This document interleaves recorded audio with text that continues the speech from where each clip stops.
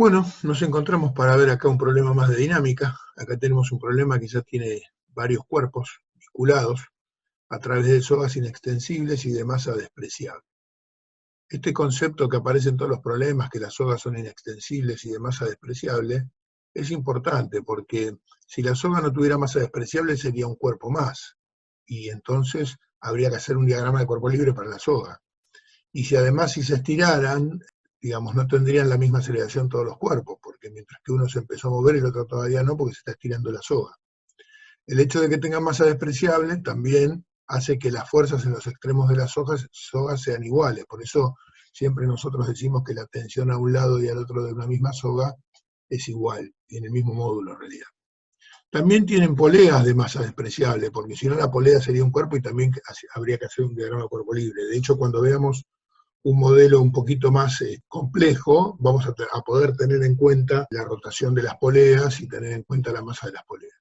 Pero esto no significa que esto no sirva, porque yo perfectamente puedo tener un sistema como acá, que las masas tienen 10, 20 kilogramos, y las poleas que tuvieran una masa de 200 gramos, con lo cual es despreciable su masa frente a la de los cuerpos. Así que es un modelo que también funciona siempre y cuando la masa de las poleas sea efectivamente despreciable. Bueno, acá hay tres cuerpos vinculados por dos sogas inextensibles y de masa despreciable, como muestra el dibujo.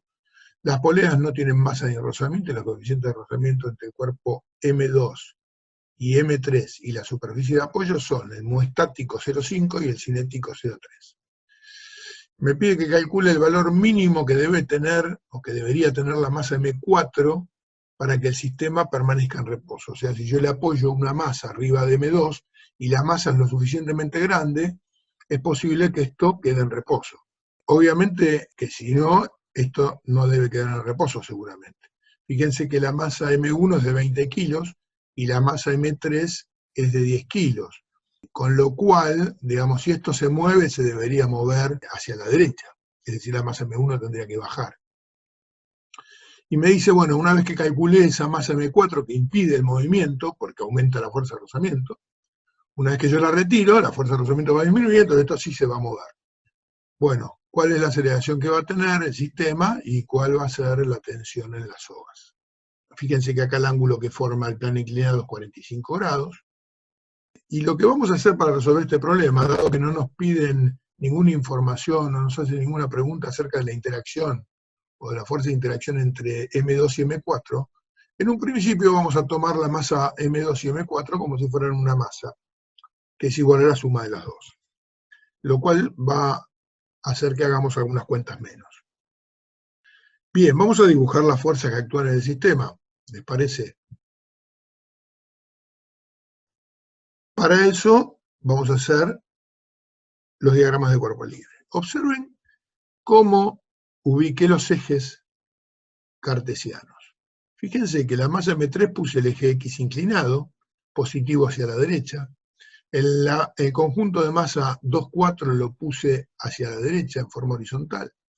Y en la masa M1 lo puse en dirección vertical al eje X y positivo hacia abajo. ¿Por qué hago esto? ¿Por qué cambio los ejes cartesianos para cada cuerpo y para cada diagrama? Bueno, porque en realidad yo lo que quiero, en algún momento voy a tener que calcular la aceleración. Y si yo no hago coincidir el eje X con el eje en que hay aceleración, con la dirección en la que hay aceleración, después voy a tener que andar vinculando aceleraciones en Y con aceleraciones en X. Por ejemplo, si yo acá pusiera el eje Y en vez del X, como estamos acostumbrados a poner el eje vertical Y, entonces este cuerpo tendría aceleración en el eje Y, mientras que este tendría aceleración en el eje X. Entonces tendría que armar una pequeña ecuación, una igualdad que diga que la aceleración en X es igual a la aceleración en Y, por ejemplo. Bueno, para evitar eso, es una costumbre que simplifica la resolución de los problemas. Una vez que yo determino si hay aceleración, en qué dirección va a estar, hacer coincidir un eje siempre con la dirección de la aceleración, de manera que yo voy a poder decir que la aceleración en X para este cuerpo va a ser igual que para este y que va a ser igual que para este. Los módulos van a ser iguales y ubicando así las direcciones de los ejes X, la de los sentidos también van a ser iguales. Es una sutileza para facilitar la resolución del problema. pero es muy importante tenerla en cuenta. Fíjense, sobre la masa M3 tenemos el peso 3, que forma también un ángulo de 45 grados ahora con el eje Y. Fíjense que este ángulo tiene que ser el mismo que este. Eso se puede sacar por triangulación o por perpendicularidad. Por ejemplo, esta recta es perpendicular a P3, está punteada, y el eje X en este caso es perpendicular al eje Y, con lo cual si estos dos forman un ángulo de 45, sus perpendiculares forman el mismo ángulo. Vamos a tener una tensión que voy a llamar tensión 2, que es la que es el hilo que une M3 con las masas 2, 4. Voy a tener la normal, que la voy a llamar normal 3 en este caso, porque es la normal que actúa sobre el cuerpo 3, y voy a tener una fuerza de rozamiento que en este problema claramente tiene que ir para la izquierda, porque este sistema no puede moverse para otro lado que no sea la derecha. La voy a llamar fuerza de rozamiento 3. Sobre el conjunto M2 y M4, que lo tomo como si fuera un solo cuerpo, tengo el que llamo peso 2,4 y la normal 2,4. ¿Sí? Además tengo la tensión que hace el hilo hacia la derecha, que la llamo T1, y la tensión 2, que es la misma que esta, hacia la izquierda. Sobre la masa M2, pero al fin y al cabo afecta a los dos cuerpos, al 2 y al 4, tenemos la fuerza de rozamiento 2, que tiene que ir para la izquierda. Sobre la masa M1, ahora sí tenemos el peso 1, que está dirigido hacia abajo, y la tensión 1, que está dirigida hacia arriba. Bueno, a estos cuerpos les voy a tener que aplicar individualmente las leyes de Newton, teniendo en cuenta que las aceleraciones, primero, van a ser igual a 0, porque el sistema quiero que permanezca en reposo. Justamente me pide calcular cuánto tiene que ser M4 para que el sistema esté en reposo. Y después va a tener que tener aceleración en la dirección X, una vez que retire la masa M4. El peso 3 es el único peso que tenemos que descomponer, y lo descomponemos en dos, lo que llamo peso 3X y peso 3Y. El peso 3X es el cateto opuesto de este triángulo, acuérdense que este era el ángulo de 45, por lo tanto va a ser el peso 3 por el seno de 45, y el peso Y va a ser el peso 3 por el coseno de 45. Bien, la suma de las fuerzas va a ser M3 por A. Acá tenemos todas las fuerzas que actúan, que son la tensión 2, el peso 3, la normal 3 y la fuerza de rozamiento 3. Esta es la ecuación vectorial, es igual a la masa 3 por la aceleración. Cuando trabajamos las componentes nos queda, en el eje X tenemos la tensión 2, tenemos que resta la fuerza de rozamiento 3, y que la componente del peso 3 en X también resta, y es P3, como dijimos, por el seno de 45. Eso es M3 por aceleración. Bueno, como la fuerza de rozamiento es mu por la normal, y en este caso, en la primera pregunta del problema, yo quiero que el sistema permanezca en reposo, bueno, la fuerza de rozamiento que tengo que utilizar es la estática máxima, por eso la calculo haciendo el coeficiente de rozamiento estático por la normal, menos el peso 3, que es M3G, por el seno de 45. Eso tiene que ser igual a la masa por la aceleración, pero como esa es la primera pregunta del problema, y quiero que permanezca en reposo, la aceleración tiene que ser 0. O sea que esto tiene que estar igualado a 0. En el eje Y tenemos la normal del 3, que está en el sentido positivo del eje Y, y el peso 3Y, que es el peso 3 por el coseno de 45. Por eso me quedó N3 menos P3 coseno de 45. Y acá también es igual a 0, porque en esa dirección tampoco hay aceleración.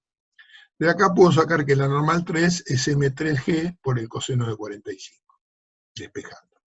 Y la puedo calcular, porque acá para calcular esta normal tengo todos los datos. Así que la calculo, reemplazo por la aceleración de la gravedad, por la masa y por el valor del coseno de 45, y me da 70,7 newton. Vamos al cuerpo que llamo 2,4. La suma de las fuerzas va a ser igual a la masa 2,4 de los dos cuerpos tomados como si fueran uno por la aceleración. Y la suma de las fuerzas que actúan sobre ellos, acá las tenemos, ¿no? La tensión 2, la tensión 1, el peso 2,4, la normal 2,4, recuerden que lo tomo como un solo cuerpo, tiene una única normal, y la fuerza de rozamiento 2, que va hacia la izquierda, que también otra vez va a ser una fuerza de rozamiento estático para el primer caso del problema. Eso va a ser la masa 2,4 por la aceleración. Si lo pongo por ejes, tengo que en el eje X, T1 va hacia la derecha suma, T2 va hacia la izquierda, tiene sentido negativo, resta, y la fuerza de rozamiento 2 va hacia la izquierda y también resta. Y eso va a ser igual a la masa de los dos juntos, que es la suma de las masas, M2 más M4, por la aceleración en X, pero la aceleración en X, para la primera pregunta ya dijimos que tiene que ser igual a 0. Por lo tanto, si reemplazo me queda T1 menos T2 menos mu estático por la normal 2,4. ¿Por qué? Porque la fuerza de rozamiento 2 es el coeficiente de rozamiento estático, en este caso, por la normal 2,4, provocada por los dos juntos. Y eso va a ser igual a la masa 2 más la 4 por la aceleración, pero a su vez va a ser igual a 0. En el eje Y, fíjense que tenemos que la normal 2,4 menos el peso 2,4 va a ser igual a 0. Por lo tanto, la normal 2,4 va a ser igual a el peso 2,4, que es M2 más M4 por G. Eso es importante porque es lo que se reemplazó acá arriba, donde dice normal 2,4, ¿ven? Yo acá apareció escrito primero en las ecuaciones, pero en realidad eso surge de acá.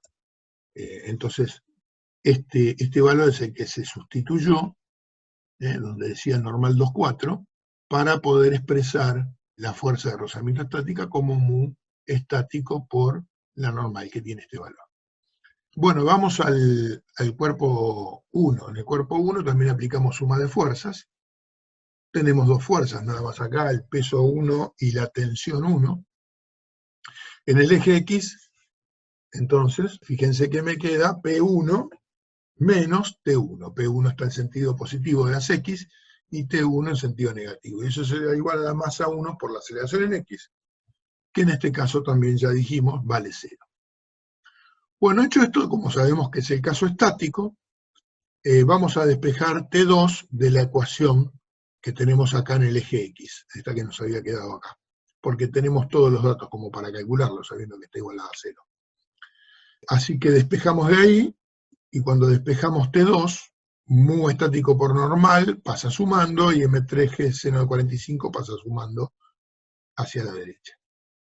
Y tenemos acá todos los datos, porque tenemos el coeficiente estático, la normal que la habíamos calculado, y tenemos la masa 3 por la aceleración de la gravedad, que es 100 newton, y por el seno de 45, que es 0,707.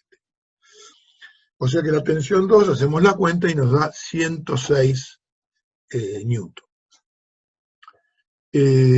También podemos calcular, fíjense, la tensión 1, porque conocemos la masa 1 y la aceleración de la gravedad, y como sabemos que A vale 0, de ahí podemos despejar T1, que va a ser igual al peso 1.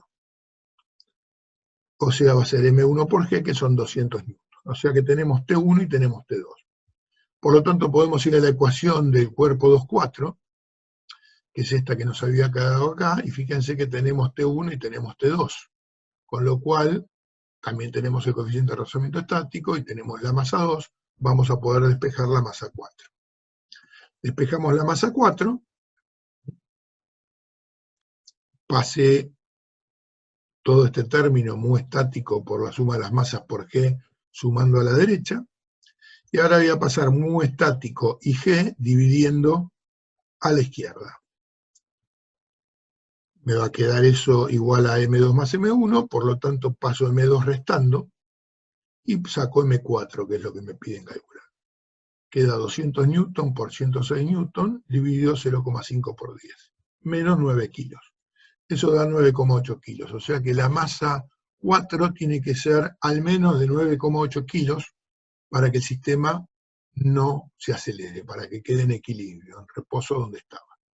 Ahora, si yo levanto la masa 4, el sistema se va a poner en movimiento, y es lo que vamos a calcular en la siguiente pantalla. Las ecuaciones son las mismas.